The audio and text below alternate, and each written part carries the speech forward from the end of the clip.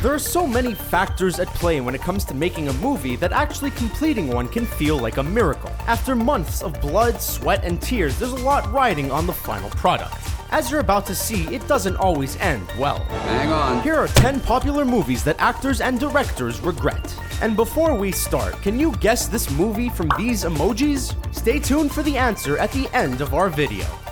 Josh Trank and Fantastic Four. Given the insane success the MCU is currently enjoying, it's easy to assume that all of their movies are slam dunks. But there's one group of characters that have been getting the short end of the cinematic stick for quite some time now, the Fantastic Four. They've had a few shots at glory and have fallen spectacularly short every time. The 2015 incarnation directed by Josh Trank was no exception. Hopes were high that a shakeup would be just what the doctor ordered, but again, the offering fell flat.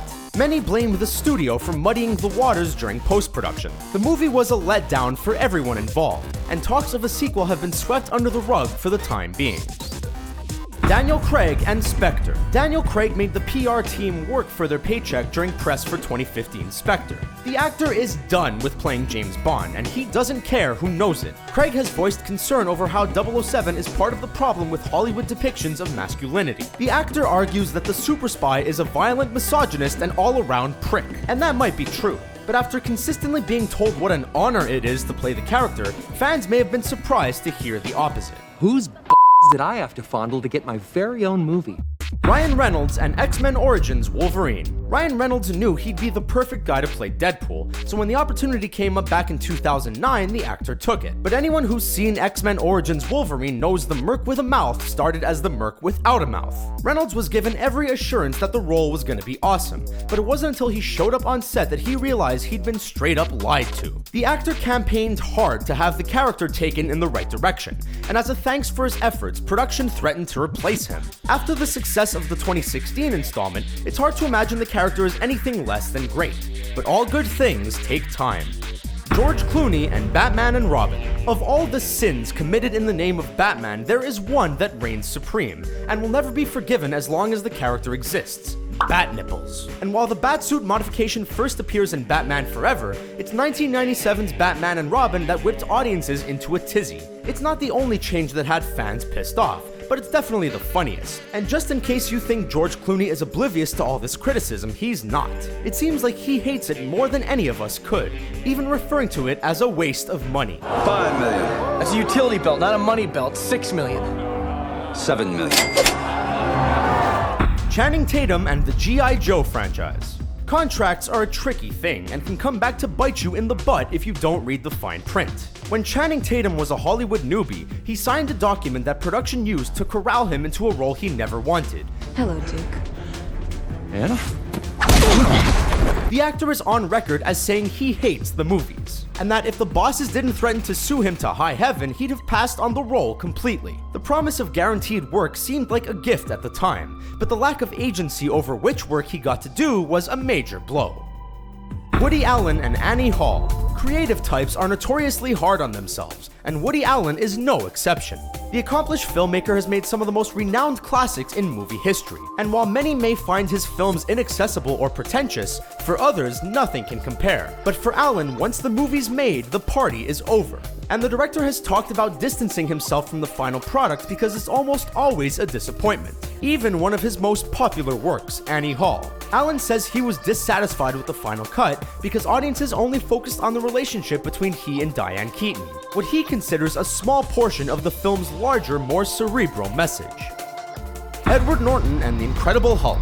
Edward Norton was the star of 2008's The Incredible Hulk, but you'd never know that by looking at the press junket that followed. The actor was so disappointed in the film and its script that he refused to participate in promotional interviews. After joining the project, the actor reportedly disagreed with the direction of the story and constantly argued for changes to be made. From his perspective, Norton explains that he simply wasn't afraid to speak his mind about the poor decisions being made on set.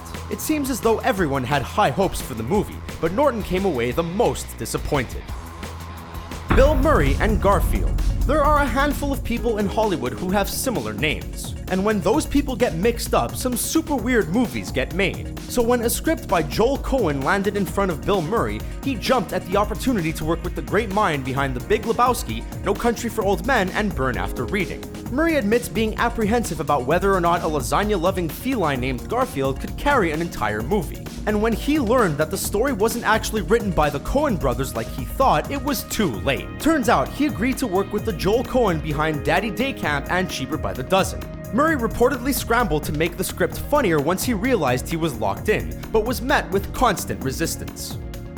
Halle Berry and Catwoman. Catwoman is a beloved character in the Batman canon, and any actress tapped to play the feisty feline has some big claws to fill. When the character was blessed with a solo movie in 2004, hopes were very high. After a string of appearances in other Bat-related properties, finally the cat burglar was going to be the center of attention. The movie was panned by audiences for being over the top and cheesy, and is remembered today for all the wrong reasons. But when the movie won a boatload of Razzies for being the worst across multiple categories, star Halle Berry and screenplay writer Michael Ferris showed off their senses of humor, accepting their awards in person.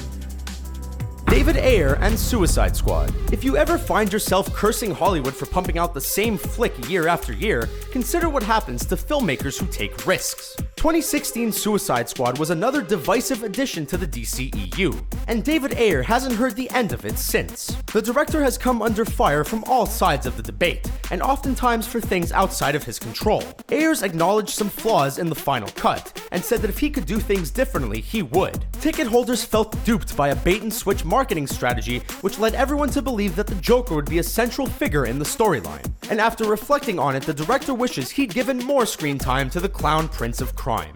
Hey, thanks for watching. In a conversation about cinematic regrets, those are the actors and directors who come to mind for us. But did we miss any of your favorites? Hey everyone, if you like our channel, go check out our friends over at The Things and subscribe to their channel. The Things has the most entertaining list videos about cool and interesting pop culture topics that can be enjoyed anytime and anywhere.